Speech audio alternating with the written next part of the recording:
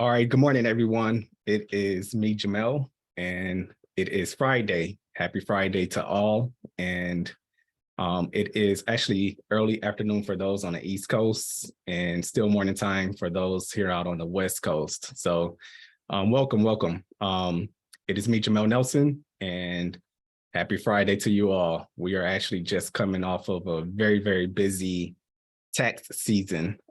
So it's been a couple weeks since I've joined you guys and conducted one of these sessions, but I'm really excited to be on this call today because I have one of my favorite clients, Alicia Bramble, joining us. And she's actually going to be talking to us about property management for your real estate investments. And I'm really excited to have this time with her because she's doing a lot of space and she's definitely on the rise with her company, and she brings a plethora of experience. So I thought it would be very, very beneficial to have her on and share some of her insights and talk a little bit about what it is that she does with her company and what you should be considering as a real estate investor yourselves when you're thinking of enlisting the services of a property management company. So for those that don't know me, my name is Jamel Nelson, and I'm the managing director, founder of Nelson and Associates. And we are a accounting firm that specializes in accounting, tax, and advisory services for small level to mid-sized level real estate companies and investors. And in my day-to-day experience, I work hand in hand with investors. And to my surprise, many of them are managing their own properties. They're managing their own portfolios. And it makes sense when you're first getting started out. But at a certain point, once you start to scale and start to get to a certain level in your business and with your investment portfolios, now it's time to start thinking bigger and start to enlisting the services and help of other professionals. So with that, I thought it would be a good idea for us to have Alicia as a guest to, again, highlight her experience and exactly what it is she does and how she provides services to the clients that she actually serves. So this is actually going to be a very conversational topic and conversation that we'll have. I know we have some guests that are still popping on. So if you actually have any questions and you would like to have some of these questions addressed, I may be able to take a few at the end of our conversation. And definitely do me a favor and type those into the chat box so that I can be sure that we could cover those. But without further ado, I want to give Alicia as much time as possible. I want to be respectful of her time. Alicia, let's get started. How are you doing today? Hi, Jamel. Thank you so much for having me. I'm doing great. It's Friday. Many things can happen on a Friday, just as they can happen on a Monday. So just staying prepared. But thank you for having me. I just want to say that Jamel is an amazing accountant. He has really helped propel my business into making it look professional. Having that professional and that expertise in accounting within your organization is extremely important. And so my clients are highly impressed with the financial packages that Jamel and his team devise every month. There are hardly ever any mistakes, if any, and they really appreciate that it's accounting that they can wrap up and they can take to their investors or take to their own accountant, and it's very seamless. So thank you, and I'm gonna work to be your #1 favorite client. You're up there, so have no doubt. So, Alicia, can you tell us a little bit about? Kind of give us a little high level intro of who you are and how you actually got into this space. Okay, so I am the founder and the CEO of Opportunity Real Estate Services. We are a boutique property management company. We're specializing in day-to-day operations property management. We offer long-term planning and asset management services as well. I have been in real estate and the industry for close to 18 years now. I started out leasing on a workforce housing property in the Inland Empire. And I was doing that leasing and assistant manager work for many years. And I just started to see that there was so much more in property management and real estate that I could do. And so I started climbing. I did compliance, affordable housing compliance for many years. And then I did asset management, market rate and affordable housing asset management, where I was implementing the day-to-day strategies and the long-term strategies, I should say, of my clients. Not only the owner, but debt service, the mortgage lenders, the cities, the counties, the state, working with those agencies, worked with many of those agencies for a very long time. So that's how my career started in property management. I mean, I saw a leasing position and I'm like, I can do this. And when I got into it, I really liked it. I liked dealing with my some of my tenants. I liked the customer service interaction and kind of providing that kind of concierge and that hospitality to my tenants. And I just started to grow from there and learned a lot about the real estate laws, got my real estate license. So that's pretty much how I got started.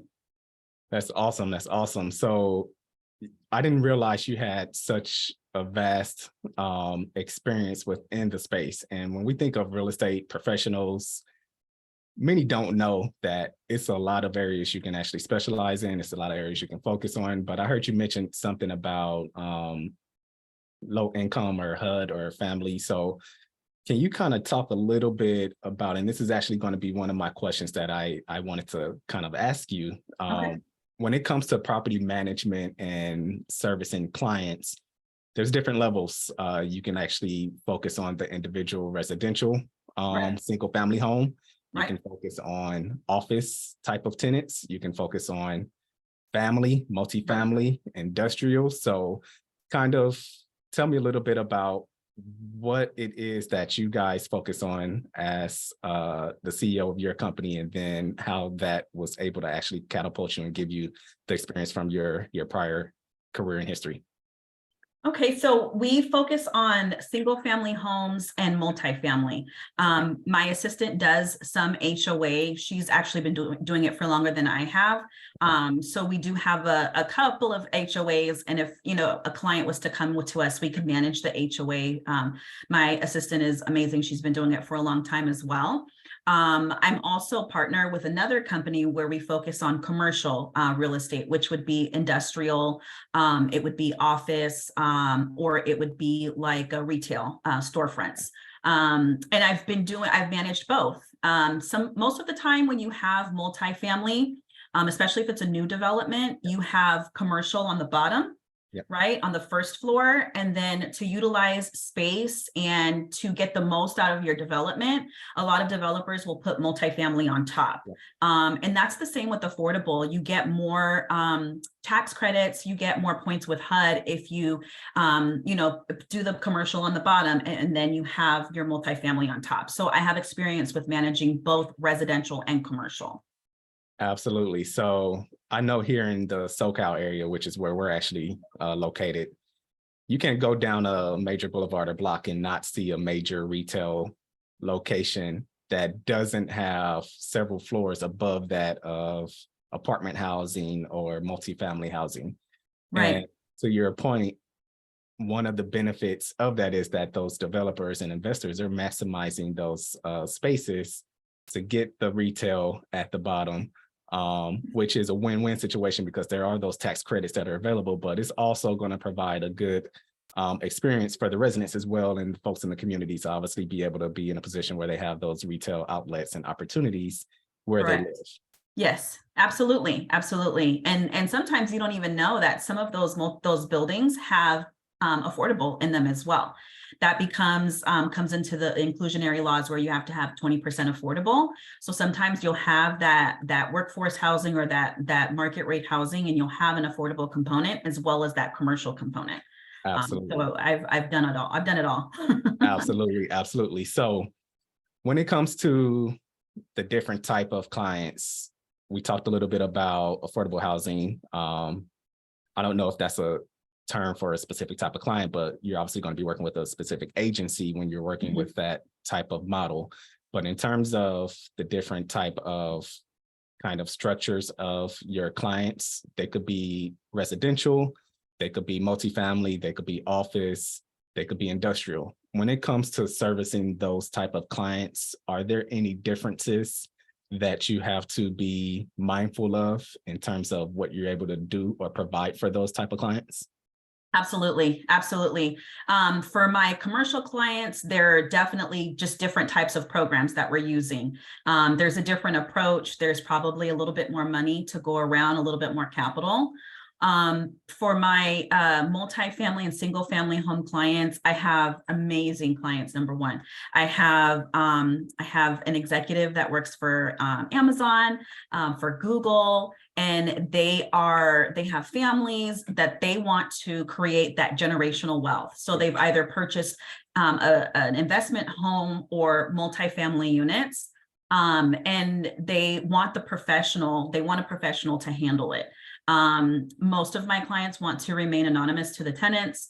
They want to be able to just get that distribution at the end of the month, and they want someone to handle the rest of the work. And that's what Opportunity Real Estate Services is here to do. So there is a little bit of a different type of clientele when you're dealing with residential and multifamily versus commercial. Commercial will generally be the larger institutional clients that we work with. And then, I'm that intermediary in between the tenant and my client. So I have really great clients. Awesome, awesome, awesome. So let's kind of talk a little bit about what it is that you do and kind of what a normal day would look like in terms of a property management company. Can you kind of shed a little light to those that are not too familiar with, obviously for those that are on the call or will be listening to this playback? If you're, again, at the point where you're scaling and you have your portfolio where you're already at the point where you've outgrown managing your own properties, you probably know a little bit about this. But for those that are looking to actually engage with a company such as yours and not too familiar with what it is that the property manager does, can you kind of help explain a little bit about what the sole purpose of your role is and how you assist and help your clients? Absolutely. So, we offer the full gamut of property management services. We collect rent, we lease new clients, we lease new vacant units. We handle all of the maintenance, some of the day-to-day maintenance, which could be fixing a leaky faucet, or we do some of the bigger items, bigger plumbing jobs. We do budget preparation as well for our clients, so that they're aware of what they're getting into for the rest of the year.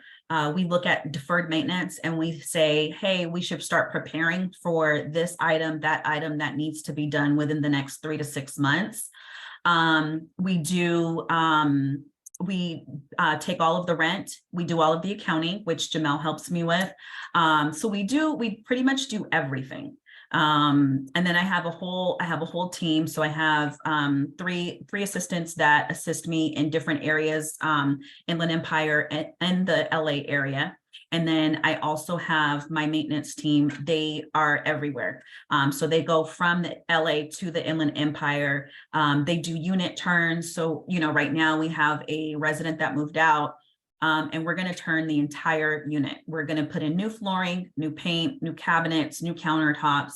We have a budget that the owner gave us, and we're working within that budget to ensure that we can kind of raise the rents a little bit and get the return that they're looking for. That is awesome. So it sounds as if I was an owner and I hired a property management company or someone like yourself, I can essentially be hands off. With Correct. limited interaction with the client, limited interaction with a lot of, I'll say headache sometimes. Yeah, just the day-to-day headache, the because it's day-to-day, day-to-day, right? And it doesn't really stop. There's some days that are quiet. And I think part of your question was, what does a day look like? Well, one, I do have weekly team meetings. We talk about what work orders are coming in, which ones are health and safety and need to be taken care of as soon as possible. We talk about, do we have any notices that we need to send out to the residents? Do we have any issues that are popping up with the residents? Do I need to send an email? I require my staff to walk the properties twice a week. That way we notice we have fresh eyes on the property, because I could walk the property every day. I could be out there every day, and there may be things that I miss that my team will not. Yeah. So I require them to walk the property every day. I don't get as many tenant calls anymore. My amazing assistant Antina handles the tenant calls and emails. But I do pop up on site, especially if I have a meeting in the area. It could be with all the rain that we've had recently, we've discovered that our roofs aren't as good as we thought they were. So we've had to do a lot of water remediation in some of our units. I saw a question pop up: how long does it take to turn a unit? It should take about a week to a week and a half, depending on what needs to be done in that unit. We go in, we clean, we deep clean, sanitize, we paint, we do full paint. Most of the time it needs patch and paint, and then we'll clean the entire unit. We'll do some maintenance items like repair the blinds or repair the ceiling fans. Yeah. And then if it needs a full renovation, the one that we have planned right now is a 1-bedroom, about almost 800 square feet. Yeah. That one will probably take us about 30 days. We have encountered a few chain supply issues or supply chain issues. So, ordering bulk blinds may take about a week. Ordering granite countertops may take about 2 weeks. Yeah. For the cabinets, especially if we're just refacing them, you have to measure it properly. So those things can take some time, but we usually can turn a renovated unit in about 30 days. Awesome. So it's amazing that you kind of walked us down that kind of scenario, because ultimately when someone may be like looking from the outside, they think of a tenant moving out. Okay, this tenant moves out, we'll be able to turn around the property or the unit and be able to lease it out like immediately. Not necessarily. Like ultimately it is a process, and that process has multiple variations. It could have multiple variables. Right. It doesn't Right. necessarily always work out smooth. So as the owner, it's very important to make sure that you're obviously being realistic, being cognizant of the fact that if you have a certain expectation in terms of timeline or budget, it could necessarily move, Right. or it may not necessarily be what you expected. So you have to be on guard for those when it comes to working in this particular space, especially if you're working with multiple units. Right. Right. I'm very transparent with my clients. I do give monthly updates, what's going on. I do incident reports. We take a lot of pictures and videos for documentation. But I tell them when things are realistic and unrealistic. So to think that someone can move out and I can just clean the unit within a few days and get it back rented out is a little unrealistic. We take pictures. We take really nice professional pictures sometimes. We list the unit on multiple sites. I have an assistant that schedules showings. We do professional showings where we take ID from the tenant to protect from the prospective tenant to protect ourselves. And then sometimes you have people that don't even show up when you've scheduled something. We run professional credit criminal background checks.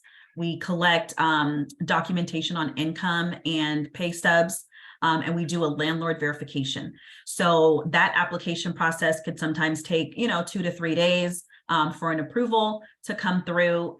There have been times where I've had to deny an application, and then we have to kind of keep going and finding a tenant. So I generally try to give clients that transparency. And I like to teach my clients as well as we go along in this process. I know everything. I know quite a bit. I don't know everything, but I know quite a bit. I like to share with them my knowledge, where the laws come from, right? There's certain laws that we have to abide by. And I like to share that information with them, and just make sure that they understand fully. Awesome. So in terms of your role, are you actually going out to identify the prospective tenants and secure those leases for the owner, or is the owner responsible for going out and finding the tenant for those We do that. places? We do Awesome. that as well. Me personally, sometimes I'll show a unit just depending on the location. Sometimes I'll show the units. Most of the time, my assistants in each area will show the units. They'll hold kind of like an open house. My other assistant will schedule. So we'll get the inquiries coming in. We post on Zumper. We post on rent.com, rent cafe, apartments.com. We post on the MLS. We collect the information there, and then we call back prospects and we schedule. So Awesome. she'll schedule, sometimes she'll load us up with appointments because there's so many people interested, especially if it's a newly renovated unit. Yep. We have so many people interested, and then we do our applications online as well. Awesome. So we take all of that work away from the client. They never really have to worry about any of that stuff. Yep. We also conduct market surveys where we recommend what should be the rent, right? Awesome. We say this is what's going on in the market based on the amenities in your specific single family home or multifamily home. This is what we recommend the rent to be. We always try to price at or a little bit below the market to make us more competitive. We make sure that the amenities are in line with what we're comparing, and we make that recommendation. So we take all of that work away from the client. That is huge. So yeah, I can imagine this is where your experience comes in. Your experience not only working as a property manager, but working in just the real estate industry for the number of years that you've worked. You pretty much tie all of that in. And you've mentioned this a couple of times when it comes to laws. As a property manager, I'm impressed when we do have situations sometimes when we're going through our monthly meetings, you and I, Alicia. There's times where you're educating me on specific laws of housing laws and what is required and what is allowed when it comes to certain things such as tenant deposits and being able to charge tenants certain things. And honestly, I'm pretty sure most owners are not aware of these things. So this is an invaluable asset that you provide, and that you're able to actually make sure that the tenant is covering themselves and not exposing themselves up to any legal ramifications. So in terms of like that knowledge base, how is it that you're up to date with all this information when it comes to these specific? Some of the laws are common laws. You just got to know them. The time that it takes to return a security deposit back to a tenant, 21 days. That's common. If you're in property management or real estate and you don't know that, then you're probably in the wrong industry, right? And then there's other laws, the Tenant Protection Act, the eviction moratorium, things that were going on with that. I just really made sure that I stayed up to date on those laws. We constantly were reading what was going on. We keep in contact with our industry partners like the California Apartment Association, the Greater Los Angeles Apartment Association, IREM, which is the Institute for Real Estate Management. We keep up to date with their updates as well. I talk to all of my industry partners. So even though I'm on my own, I keep up with my previous coworkers or the organizations that I've worked for. I still keep relationships with them. Those relationships are extremely important. So I'm able to call or text someone that I've worked with years ago and say, what's your take on this law? And we sit and have coffee. We do it all the time. And so we kind of swap information. I would say my number one tool, though, is my attorney. We do quite a bit of business with my law firm, which is James Blucker and Associates. And so he's a pretty funny attorney. He's a very straight shooter. So he'll say, yes, no, you can do this or that. So if I have any questions, I'm reading a law. What I like to do is read the law before I go to him, because he will charge me for his time. I read the law and I interpret it and I ask very specific questions, and he'll give me the answers. And so when he does give me the answers, I implement that as a policy for my team. That's pretty much how I stay up to date on those laws. Awesome. So that actually segues to my next question. Team. Obviously, when you're dealing with such large investments and multiple units and multiple properties, multiple owners, you obviously have to have a team of individuals to assist, because when you're managing the full asset of these investments, you're dealing with the day-to-day. There could be Right. issues going on with repair. There could be some improvement opportunities going on. There could be a tenant dispute going on Right. within the property. So can you kind of explain to me what makes up your team? I know you mentioned a little bit about your assistants helping you with the administrative and like the day-to-day financial aspect of what you do, but who are your team members and who do you work with outside of those individuals you already mentioned? So we do. So I have my executive assistant. She handles a lot of the interaction with the tenants day to day, a lot of the administrative work. And then we have our own admins in each area. So in the LA and the Inland Empire area, they do the same thing. They'll show the units, they'll meet vendors to open up the door to apartment homes. We're very particular with who we're giving keys to, who we're letting in our into the property. So we vet out our vendors very carefully. They do a lot of that work. I am more forward facing with the client. I go to more meetings, I have more Zoom calls. So I have them handle the day to day. My maintenance tech, he and my GC, I should say, he does both. He has a team that he deploys. So he will do most work orders. He'll do some of the larger plumbing work, electrical work. Yep. He'll do a lot of some of the handyman stuff. Yep. And so he does a lot of that for me as well. He's learned the properties sometimes a little bit better than I have, Yep. because he's there on a regular basis. Our residents see his space pretty much every day. They see my assistant Antina Campbell's space pretty much every day. Yep. So we've developed a trust with our tenants. We work with, I have a whole team. I have accounting, which is Nelson and Associates. My legal counsel is James Blucker and Associates. I have an IT personnel, which is Satellite Services. We have pest control. I actually really like my pest control team. I found them driving on the freeway. Yep. And they had a really interesting truck, and I called them and got some pricing, and I've been working with them for 3 years. Wow. Wow. For You the found last them on 3 the years. freeway. Wow. They go anywhere I send them. Yep. So I've developed really good relationships with people. My landscaper goes pretty much anywhere that I send him, from the Inland Empire to, LA. Wow. I have my broker, because I do report to a broker and work under my broker. So, he does a lot for me as well. We just have really great vendor relationships. So they're either people that I've known in the industry or that I have grown and built a relationship with. All of my vendors are either certified or licensed in their respective fields, and we do check that information. We check for lawsuits, we check for complaints and concerns that would make us kind of pause working with that particular vendor. Yep.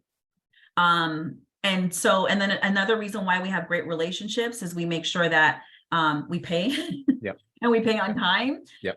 And so I make things very clear in the beginning. We do a 2-week turnaround time with payments. I check work for Ricky Iglesias, who's my maintenance, or my GC. He checks work. If we don't like the work, we're going to ask you to correct it. Absolutely. And most of our vendors, I've never had a problem with it, ever. Absolutely. Absolutely.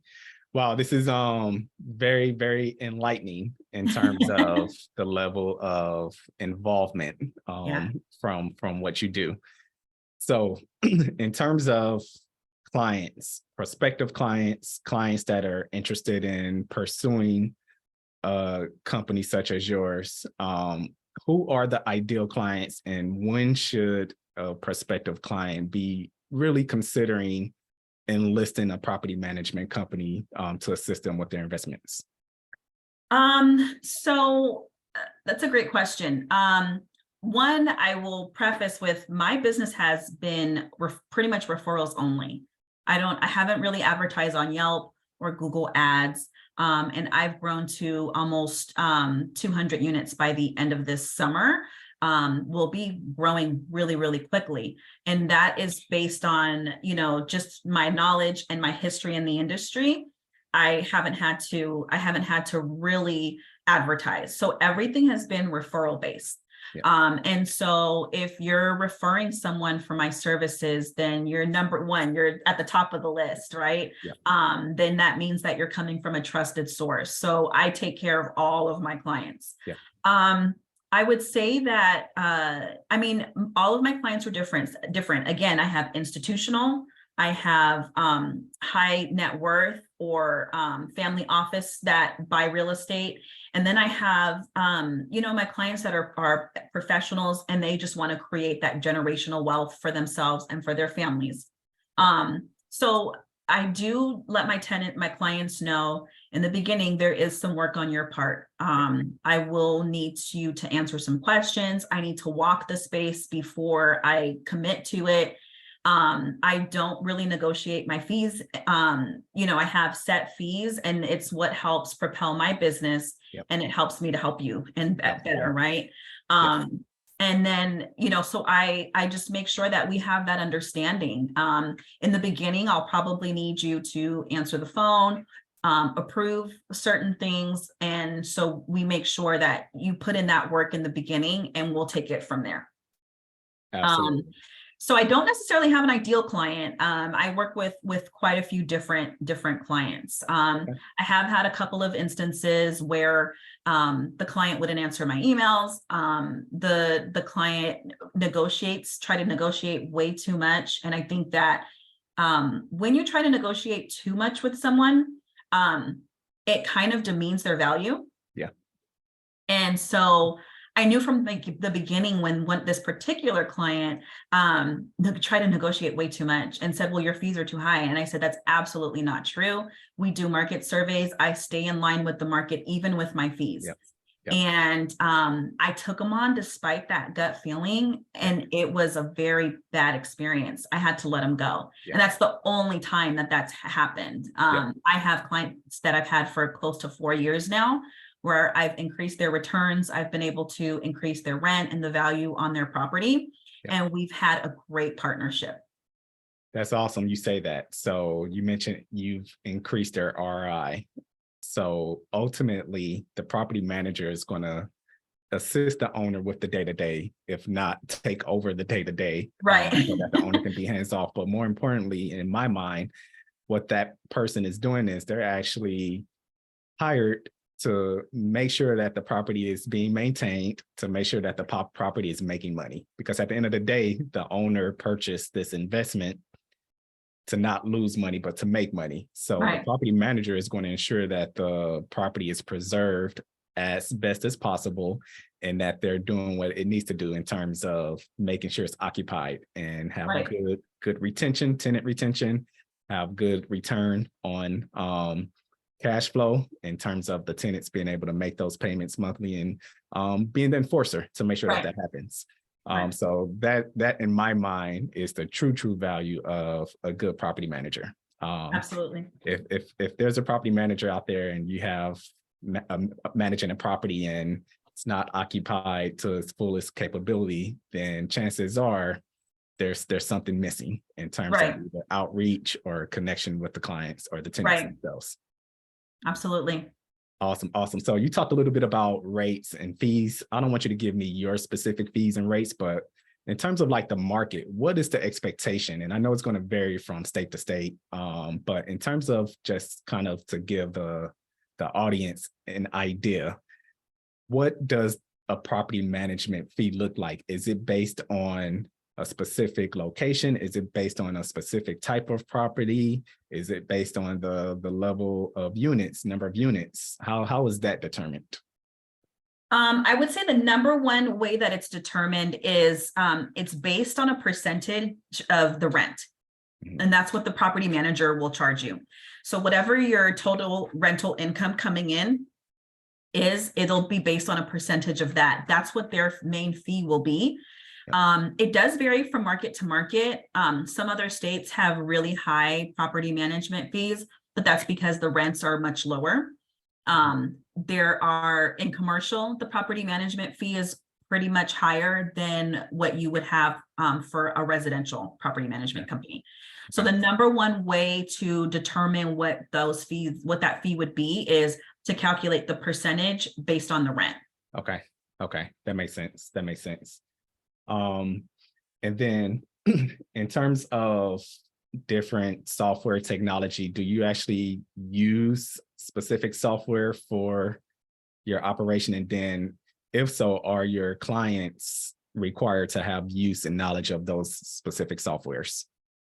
That's a great question. And I've been reading some articles about prop tech, and I've been looking for some different programs. But right now we use Yardi Breeze, which also has a rent cafe component in that program.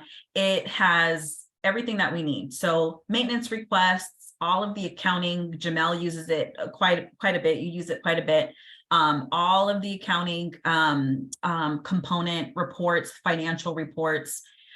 We can pull, budgets. We can do budgets there, and then we can do leasing in Rent Cafe as well. Yes. So if a prospective tenant is ready to lease, they can fill out an application. We can run credit and criminal all through this one system. Yeah. We also have Door Loop, which assists us with organizing some of that leasing, advertising the units as well. We use those systems, and we also we do quite a bit of posting with the MLS, yep. Which is the multiple listing services, and Zumper. We don't use Zillow as much. Zillow is going through some issues, and what I'm noticing with Zillow is that they're trying to require the tenant before they see a listing to run credit with them. Yep. And I don't recommend that at all. Yeah. So we've seen a few issues with Zillow, but we use apartments.com heavily. And then what I like to do, coming from the affordable background that I do like to go out into the community, and we do make certain flyers, some of the cafes, some of the coffee shops or something. We'll ask if we can put a flyer there, especially if it's close to the property. That's the best way to get a new prospective tenant in. So we do a lot of technology. My maintenance tech, he has his own program that he uses for estimating. We will not implement large projects without approval from the owner. And so what we like to do is estimate the cost based on square footage, based on materials, and we really like to get accurate bids and estimates to our clients. Yeah. So he uses his own system as well. Awesome. I see a few questions coming in on the chat box. We're going to definitely take some time at the end to address those. So if you do have any questions for those of you on the call, feel free to continue to add them in. And I just have a couple more questions myself before we actually go to the chat. So okay. In terms of risk, what are the risks of investors or owners not working with a property manager or company? And I'll tell you what I think mine is, and I'll love to get your take. But okay. The biggest risk that I have in my mind is that the owners or investors are utilizing and spending their time managing the day-to-day when they could be ultimately pursuing other deals, other opportunities, or spending more time with their family. So in my mind, and coming from someone that actually runs a business and owns a business, time is very, very critical. So right. I'd be interested to get your take. I think the number one risk of not using a professional in anything that you do is the liability. And so if you're posting a notice incorrectly, or you're not abiding by fair housing laws that the professional would know, you're automatically putting yourself at risk for a lawsuit. Or the Department of Real Estate can come to you, the Department of Housing, HUD, which they have changed. It's the department, used to be the Department of Fair Housing and Employment, but that's changed only like maybe within a month. If you don't have someone that knows this stuff and you're thinking that you can do it on your own, that you're automatically setting yourself up for liability and risk. And so I think that's what happens when you don't have a professional, right? So I would never try to take on Jamel's job as an accountant. I just wouldn't do it. I know what he's doing. I know the background. I've been doing it for a long time, but I'm not that expert. So I have trusted Jamel with that particular task. Same thing with pest control. I just trust those professionals to do that job, and they take away the liability, right? And so that's what what happens when you have a property management company. Absolutely. Absolutely. So one of my final questions before we go over to the chat, what advice would you give to one of your prospective clients or just anyone in general in terms of looking to potentially try to go down this route and acquire these investments, properties, and what kind of advice would you give them? Well, one, I would say don't let this climate and all of the articles that you're reading about interest rates and things like that deter you from owning real estate. I will say, as a property manager, it's changed a little bit. My job has become a lot more, social impact, because I treat my residents and my clients with a lot of humility and respect.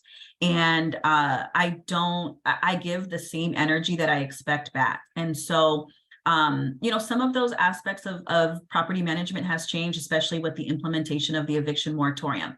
So I would say, don't be afraid to invest, be cautious, but don't be afraid. Do your due diligence. And I would say, if you're looking to manage more than 2 or 3 units, or you're looking to own or purchase, I would definitely bring in a professional. And I would actually bring in a professional to kind of help you navigate through owning that first piece of real estate, or whether it's your second or third. I would have them help you navigate through, and then kind of maybe show you how to do it, if you wanted to someday do it back on your own. Bring that professional property management company in on early in the process. So, whether you're putting in a letter of intent, whether you're calculating your returns, whether you're putting together your budget, you should probably start bringing a property manager in so that they can give you their feedback. So I am acquiring a 40-unit deal in Los Angeles within like the next 25 days. But that investor called me like a month ago. Yep. It was actually a referral. So I've driven by the property. I have driven by the property at night. I am able to give them economies of scale, which will save them money and increase their returns, because we're already managing units right down the street. So we have the same landscaper, the same plumber, emergency on-call, everything is there. It's blocks away. So they have brought us in early on in the process so that we know what to expect. We know that we can implement takeover very smoothly because of those economies of scale. So don't bring your property manager or your accountant or whoever it is at the last minute, because it does take time to take over this process. And Jamel knows very well that there's definitely a process, especially the accounting side. You have to notify the tenants of a sale. There's a lot of legal things that go into it as well. Yep. So bring them in at the right time. Don't do it last minute. And that's what I would tell a potential client or investor is, just plan it as well as you can. Absolutely. I can't echo that loud enough. The earlier you can bring on the professional, the better. Better. Yeah. It's a lot easier to work through and identify issues and talk through scenarios at the onset versus unraveling issues after the fact and doing a bunch of cleanup. So definitely get started and bring those folks in earlier on. By the way, Jamel, you're taking over 40 units in the next 30 days. Well, I like to hear that. But the good news is we already have a system in place, so we're good to go. We're not scared. Bring it on.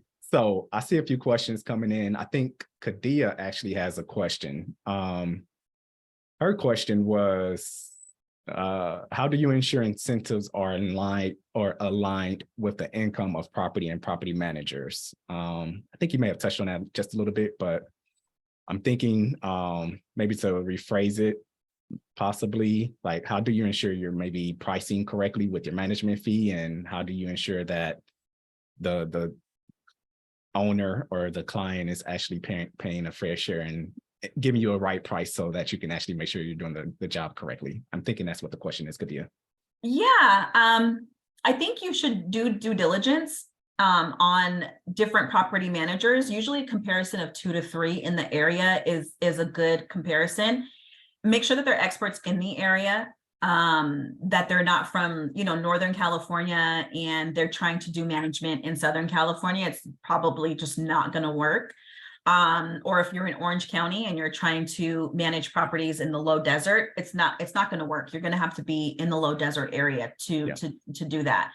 So making sure that, they're aligned in the market and seeing what that property management fee is, that will help to, make sure that the income and the property management fee is pretty much aligned.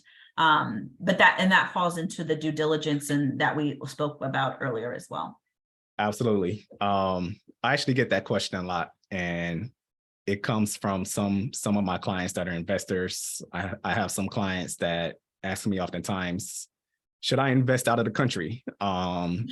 What do you think I should do there? And my response is, you can certainly invest out of the country, but are you aware of the laws in that country? Are you aware of what has to occur in that country regarding working with the property manager? Are you actually going to be able to fly in and out of that location on a regular basis? So if it's a challenge for you to get to and from, chances are it's probably not the best decision. But it's possible. Same thing for out of state. Yep. If you're going to have to fly back and forth or drive to Arizona to check on your asset, and you spent $5,000 in a year for flights, that's affected your return. So it's probably not the best versus being able to drive from LA to, the low desert. So you're right. I mean, you've got to just look at those laws and things. Yeah. Absolutely.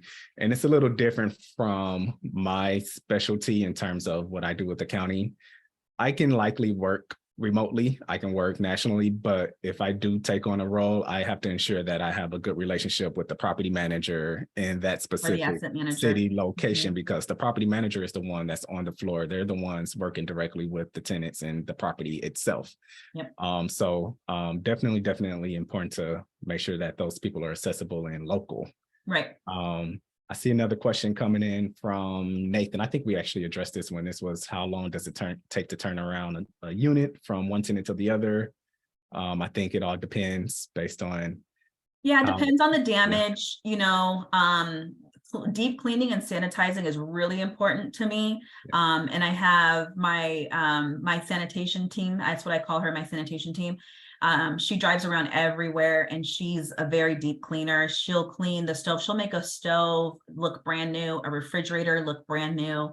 And so she's excellent. So the first thing would be to clean, to do some maintenance, ensuring that all of the electrical outlets work, that there's no leaks. And then if you have to paint or do patch and paint, we have to match the paint that you previously used. So small things like that can take about a week, maybe a week and a half. But if there's subflooring issues or major plumbing issues, then yes, it would probably take closer to 2 weeks to 30 days to properly turn that unit. And that sometimes does include getting the next tenant in. If you have really good pictures, you can list it as soon as possible and then start building up an interest list, is what I call it, of people that want to see that unit, and then calling them and scheduling in appointments for showings. Got it. I have another question from Kadia. She wanted to know, what is the differences in services between working with a client that owns a single family residence versus one that owns a commercial property? I think the services are the same. I think collecting the rent, doing the maintenance, turning over a space, a commercial office space versus a multifamily unit, I think the services are all the same. We want to make sure that we get the best tenant that's going to pay rent in. We want to minimize any crime or anything like that on the property. Those services are the same. I think that the scope of those services is a tiny bit different based on commercial versus single family. So there are certain laws with commercial real estate versus multifamily that you would have to kind of implement. There's probably less oversight on commercial than there is with multifamily, because with commercial, you're dealing with someone that owns a business, right? And so you're going to be a little bit less hands off. But when you're turning a unit, it's way more involved to find a new client or a new tenant. You have to make sure that they have a business plan, that they are going to be prepared to pay for the rent, and that their business can generate the revenue. Yeah. You're going to have to make sure that they have the funds for tenant improvements, and you have to check the laws for tenant improvements and make sure that you don't have to get permits from the city or the county, Yeah. et cetera, et cetera. In multifamily, I don't have to get really permits from anyone unless I'm doing major, ADA work or something like that. I can renovate the unit pretty quickly. There's a little bit less work to find a new tenant. Yeah. So, and there's difference in advertising. So I would say the services are still the same. It's just a tiny bit difference depending on that particular asset class. Absolutely. Absolutely. I agree. Great response. Another question: how does the owner keep the property manager accountable and vice versa? I can probably add a little bit to this, and then I'll have Good question. That's a really good question. Yep. I do a lot of reporting and communication with my clients. And so I even set reminders for myself. I follow up as often as possible, and I get approval. That saves me. Yeah. So I don't just go do work on the property without getting that approval from my owner, from the client. I usually get it from them first, usually in writing or over the phone, or sometimes a text message, but I hold myself accountable to dates, to pricing, and to that level of standard. If I don't meet that, I'm apologetic and I find a second solution for whatever problem is popping up. And so that's how I hold myself accountable. What probably will hold the client and the property manager accountable is that property management agreement. Yeah. That's your legal document. That's what's setting all of the rules and what they would like to see on their particular asset. And I have a client that's asked for certain things that other clients have not asked for. And they actually weren't difficult. They're actually attorneys. Yeah. So they actually turned out to be really great clients, but they asked for different things. And we put it in writing. Yeah. I held myself accountable to that, and it worked out great. Yeah. I was actually going to add, the engagement letter is the huge safety net. It's the Bible that client and service provider abides by. And it's very, very important to make sure that before you engage, that you consider pretty much all of the major possibilities and make sure you address those things in there. And then once you get that engagement initiated and in place, now you're able to obviously do the work. And as you're doing the work, there's obviously ongoing communication, but what helps keep the client and the property manager accountable is the fact that you're going to have systems, you're going to have processes, you're going to have an accounting system in place, you're going to have your reporting in place so that you're actually reporting on this stuff real time. Yep. You're having conversations at least monthly regarding like the results of the activity of what's going on the property. So if you have those things going on, the accountability is going to be there. But to ensure that you all start off on the right track, that contract engagement letter is huge. Yeah.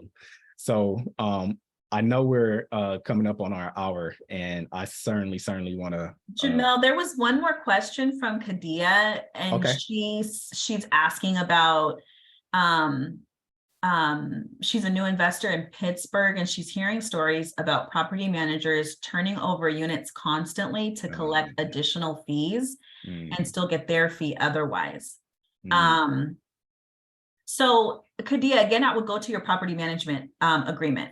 As of right now, I only charge an initiation fee because it's a lot of time and a lot of work on myself and my staff to devise market surveys, to put people into the system, to show your unit if it's vacant, to implement a new lease, to run credit and criminal, to put together that application.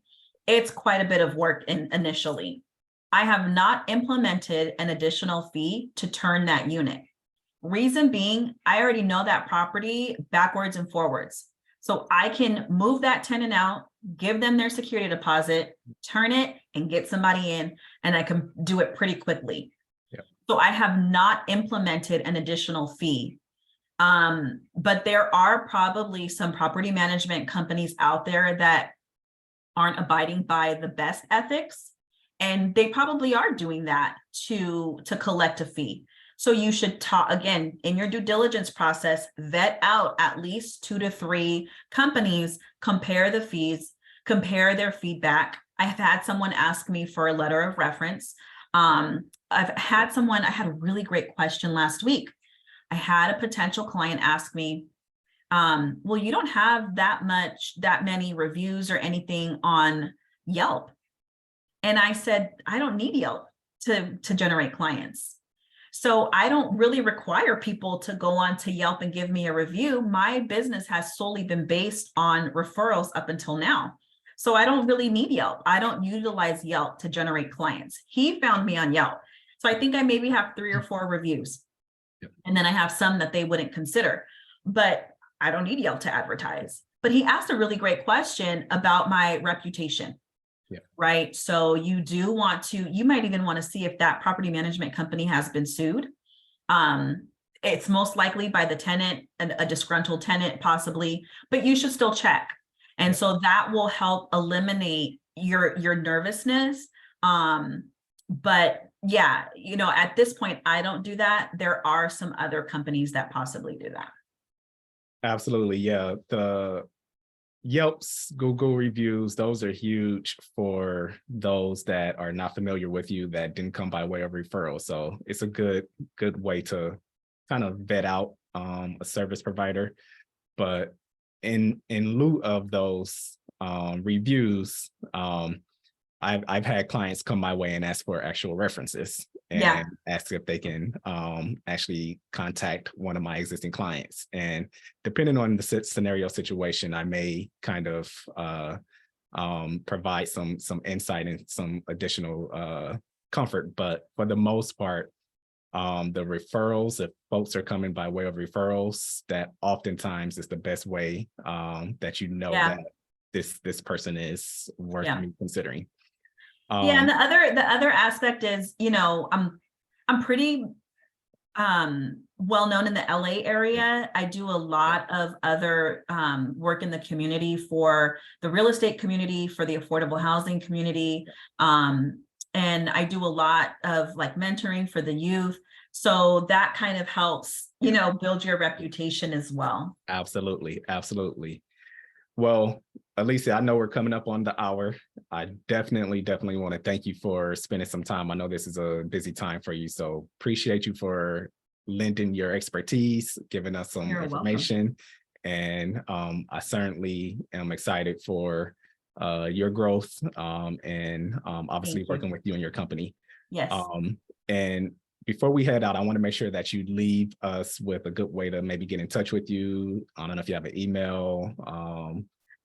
Yes. Anything? So opportunityreservices.com is my website. You're able to chat directly with myself or my staff on any services you're looking for. We're on LinkedIn, we're on Instagram, @Opportunity Services. And then if you had any specific questions, info @opporunityreservices.com is our email. So you're welcome to contact us that way as well. Awesome. So if anybody is in the LA market, SoCal market, this is the property management firm to be in touch with. Alicia, thank you so much. You're welcome. Thank you everyone Thank you for having me. Absolutely. Thank you everyone else for hopping on. And I hope you guys have a great rest of your Friday. Enjoy the weekend, and we'll be catching up on the next one. Take care. Thanks, Jamel. All right. Bye-bye.